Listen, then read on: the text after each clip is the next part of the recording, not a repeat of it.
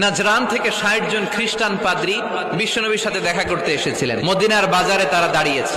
In the mean time মসজিদে নববী থেকে আজান হচ্ছে। সুমধুর আজানের ধ্বনি শুনে তারা থমকে দাঁড়িয়েছে। বাজারে দেখতে লাগলো আজান হওয়ার সাথে সাথে ব্যবসায়ীরা দৌড় মসজিদে। স্বর্ণের দোকানদার স্বর্ণটন্য রাইখা নামাজে দৌড়। সুবহানাল্লাহ কইতে পারলেন না? এই দৃশ্য দেখে খ্রিস্টানরা অবাক, কয় থাক আর দেখা করার দরকার নাই।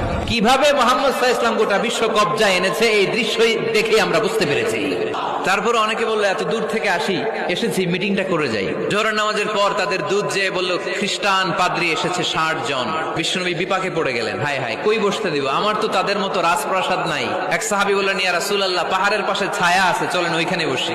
আর এক সাহাবী বললেন, ইয়া রাসূলুল্লাহ আমার খেজুর বাগান, খেজুর পেড়েছি, খেজুর পাতা দিয়ে একটা বিছানা করে দে, ওইখানে বসি, কেমন হয়? রাসূল সাল্লাল্লাহু আলাইহি ওয়াসাল্লাম বললেন না। বলতে না বলতে ৬০ জন খ্রিস্টান পাদ্রী এসে হাজির। কি করবেন বিশ্বনবী? উপায় অন্তর না দেখে ৬০ জন খ্রিস্টানের জন্য বিশ্বনবী নিজ হাতে মসজিদে নববীর তালা খুলে দিয়ে মসজিদে ঢোকার ব্যবস্থা করে দিয়েছেন। বিশ্বনবী খ্রিস্টান খোঁজে নাই, ইহুদি খোঁজে নাই, ওটা নাস্তিকের বাচ্চা কিনা ওইটা খোঁজে নাই। বিশ্বনবী দুই চোখ দিয়ে দেখেছে এরা মানুষ।